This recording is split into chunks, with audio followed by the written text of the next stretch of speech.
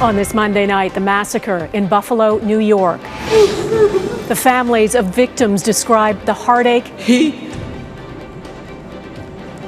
took away my mother. And the heroism. He helped so many people in his community, it's unreal. Plus how white supremacy is on the rise. Even though they may not have pulled the trigger, they did load the gun for this young white supremacist. New progress in pushing back Russian forces. Ukraine's latest victory, plus potential hurdles to Sweden and Finland joining NATO. And outsourcing objections. I was a little bit underwhelmed. Concerns about private companies processing Canada's visa applications. Global National with Donna Friesen.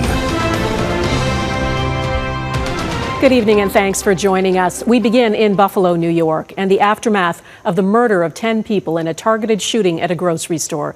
The accused gunman, an 18-year-old, is alleged to have driven more than 300 kilometers to, according to the mayor of Buffalo, use a high-powered rifle to kill as many black people as possible, inspired by white supremacist ideology.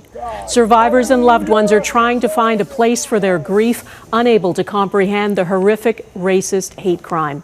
All 10 of those killed were black, mothers, fathers, grandparents, aged 32 to 86. Their lives ended while they were out doing their grocery shopping on a spring afternoon. They were pulled into as if when it happens, at least my experience, you feel like you're pulled into a black hole inside your chest and everything, you can't, and it's hard. Police say the gunman was heavily armed, wearing tactical gear, and had made a meticulous plan before he arrived. One piece of evidence police are examining is a document purportedly written by the gunman, who describes himself as a fascist, a white supremacist, and an anti-Semite. Police say he is on suicide watch tonight.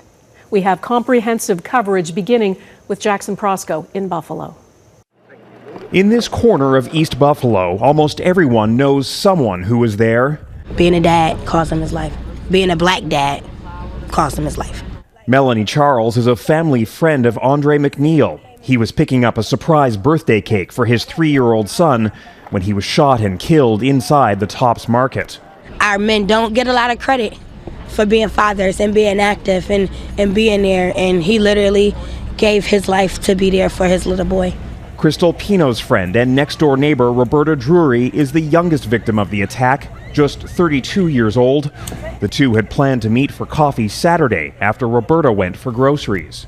I was on the phone with her at 2:15. By 2:40, she was gone. She was just amazing. She didn't deserve any of it. No one did. No one did.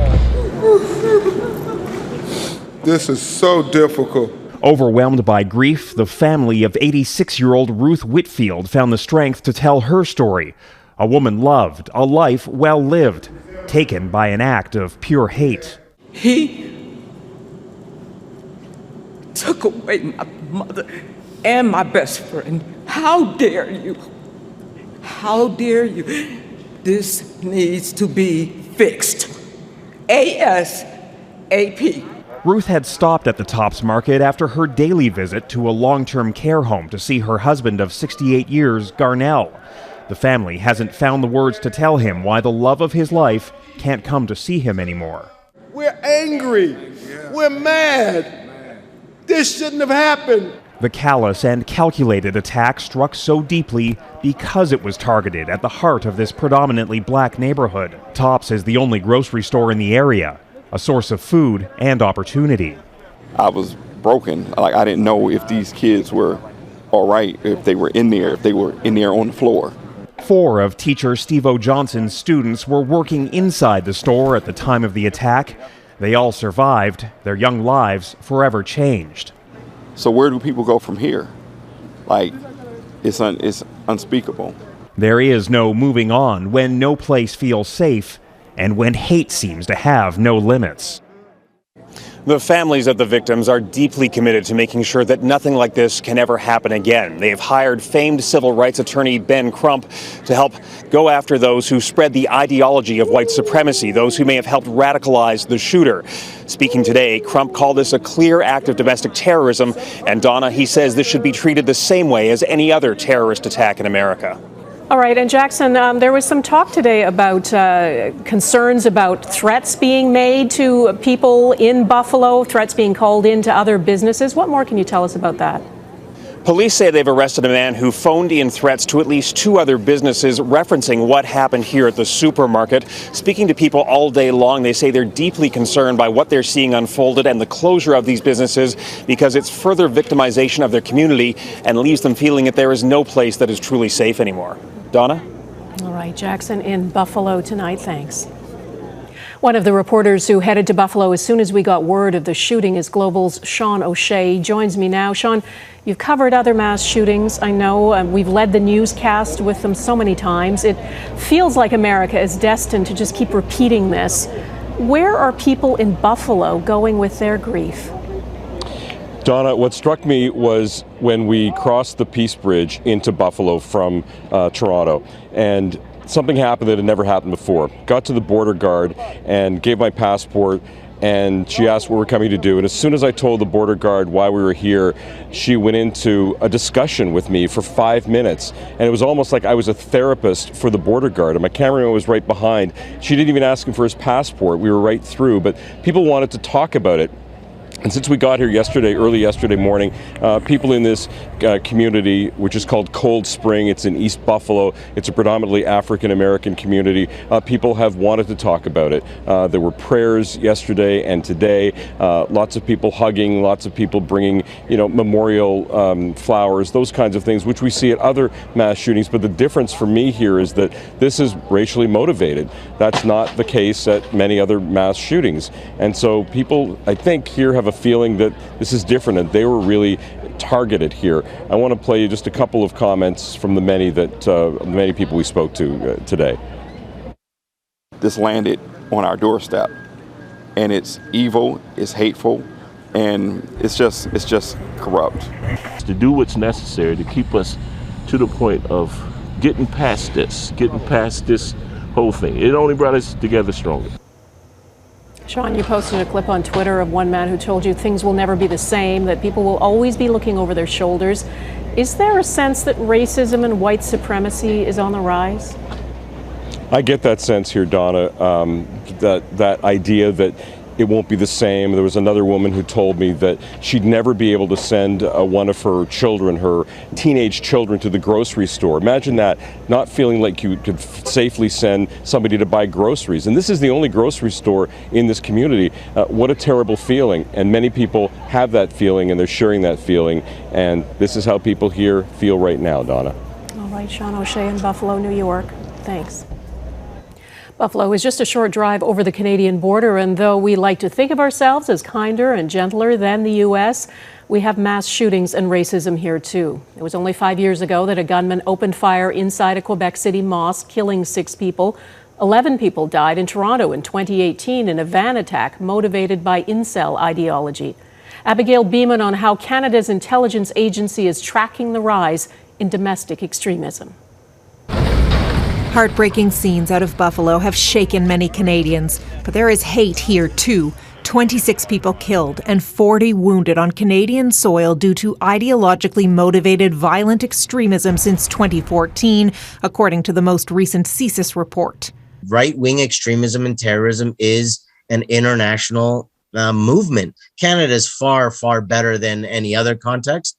But I mean, we still have trash in our yard as well. This is the really frightening thing. And I think surprising thing is that proportionally, if we just talk about the number of groups, it's very similar to the U.S. Barbara Perry's research has identified 300 active right-wing hate groups in Canada. And she says there are likely tens of thousands more people drawn to the movement without being part of a group.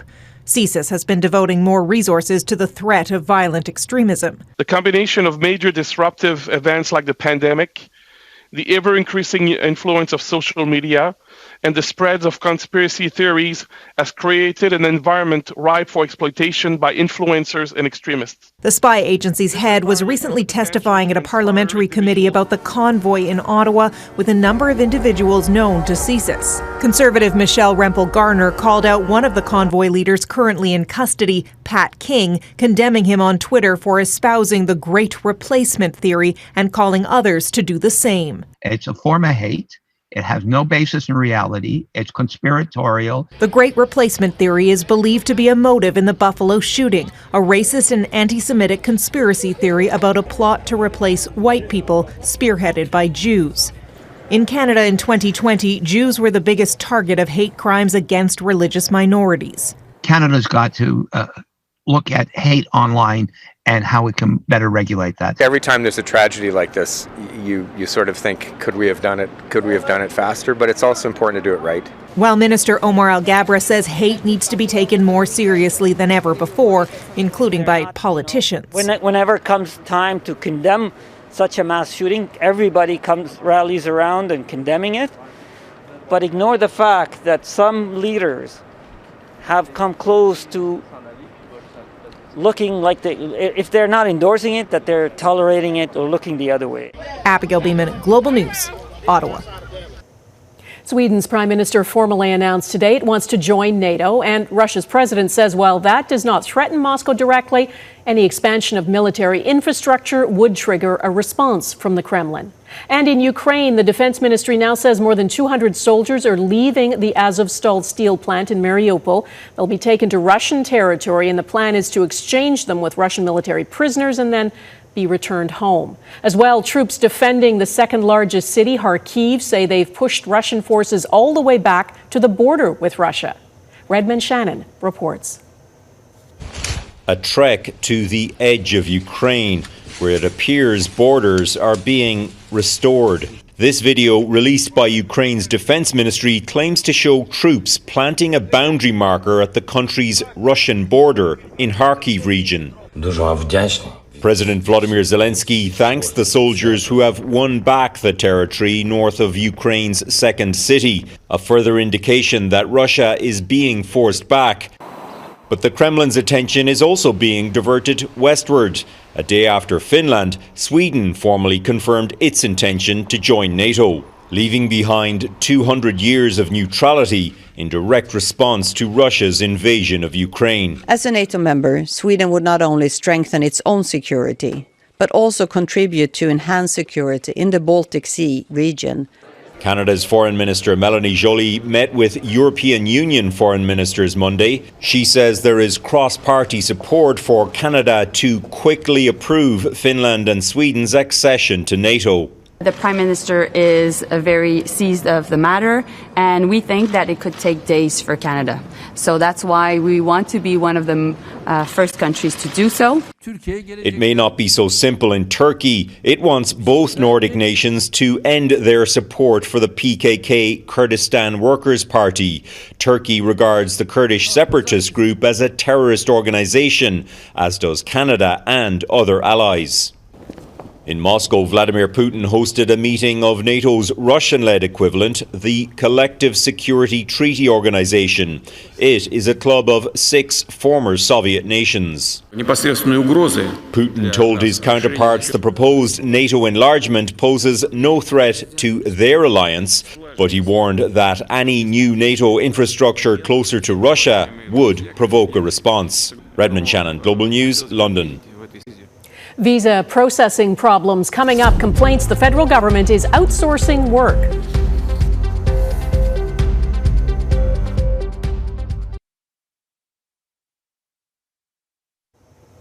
Getting Ukrainian refugees to Canada has magnified long-standing problems with how Canada processes visas. Those applying for Canadian visas say they're faced with lengthy delays, ill-informed staff, and a dysfunctional booking portal.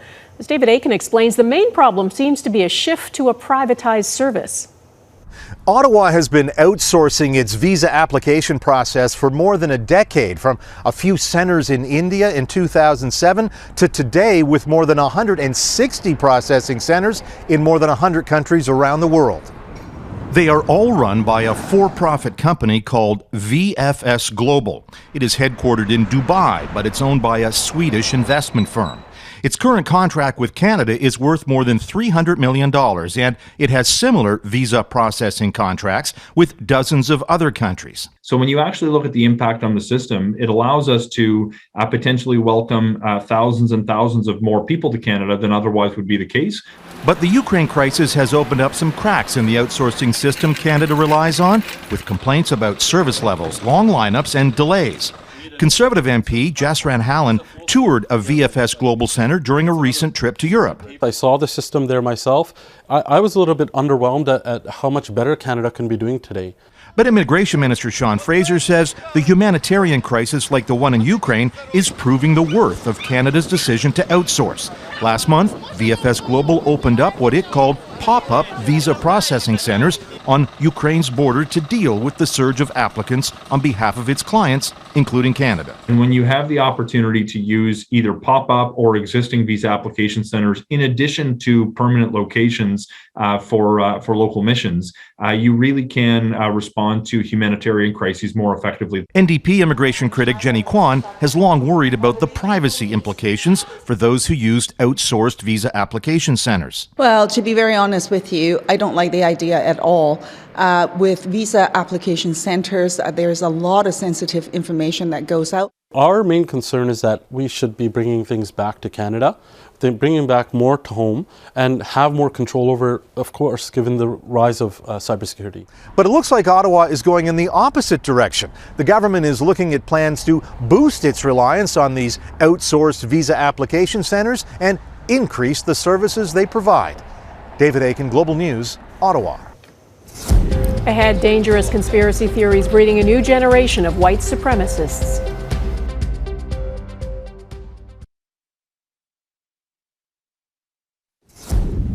Even though they may not have pulled the trigger, they did load the gun for this young white supremacist.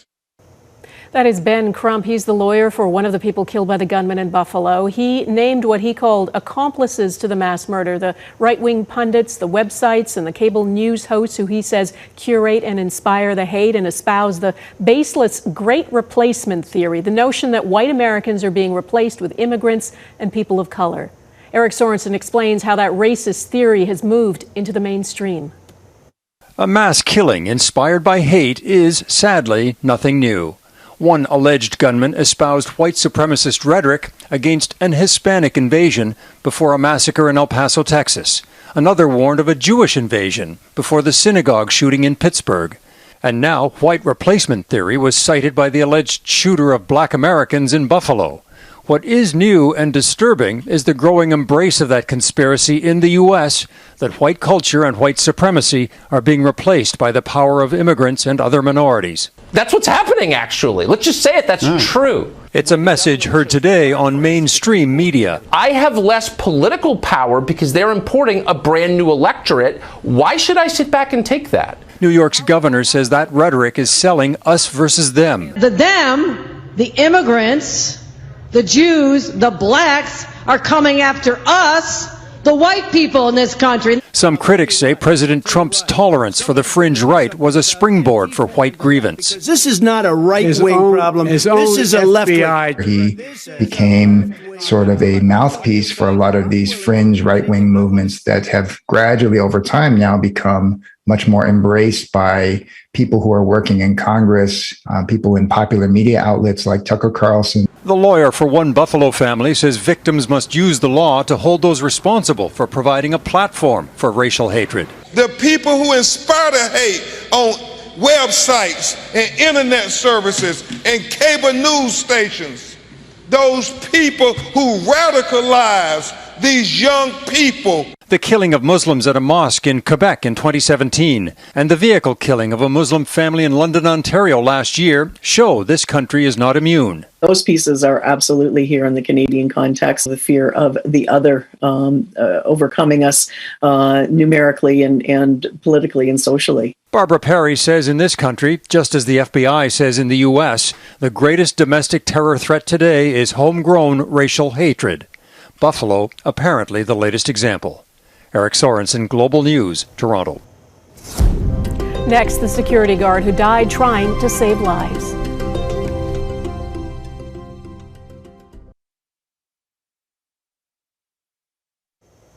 It's impossible to say how each one of us would react if faced with a heavily armed gunman intent on killing.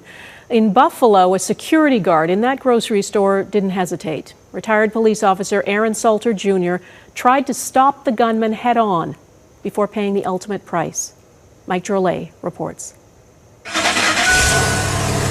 Aaron Salter Jr. wore many hats in his life. Retired police officer, substitute teacher, but one of his true passions was science. He built a lab in his garage where he spent countless hours working to develop an engine that could run on water. It's not running off of gas fumes? No, there's no gas fumes. There's no gas fumes. Sadly, for all he was in life, the world is learning his story because of the courage he displayed doing his job, protecting his community. Working security at the Tops grocery store, Salter engaged the shooter, who was heavily protected by body armor. We have evidence that he struck him at least one time and that unfortunately had no effect. Not everyone would have made the same choice, to run towards gunfire. And with his experience, 30 years on the Buffalo police force, he had to have guessed the shooter had an assault rifle. Yet Salter tried, ultimately in vain, to save the lives of others. Aaron was, a great individual, and I know he, in his heart, he'd want to save as many people as he could. And it didn't surprise me to hear that he engaged the guy right away that tried to stop him. Salter retired from the Buffalo police force in 2018, and by all accounts, he didn't need this job at Tops, working security. Surviving a job in law enforcement and making retirement, it's a big deal for you personally and for your family, because they expect, you can kind of ride it out now and enjoy your life. But Salter chose to continue serving his community because he believed he could make it better. Now his former colleagues are trying to get him reinstated into that police force for a single day so his city can honor him with the formal police funeral they say he deserves. Mike Drolet, Global News. And that is Global National for this Monday. I'm Donna Friesen. We leave you tonight with some of the tributes and the memorials outside the grocery store in Buffalo. Thanks for watching. Hope to see you here again tomorrow. Bye-bye.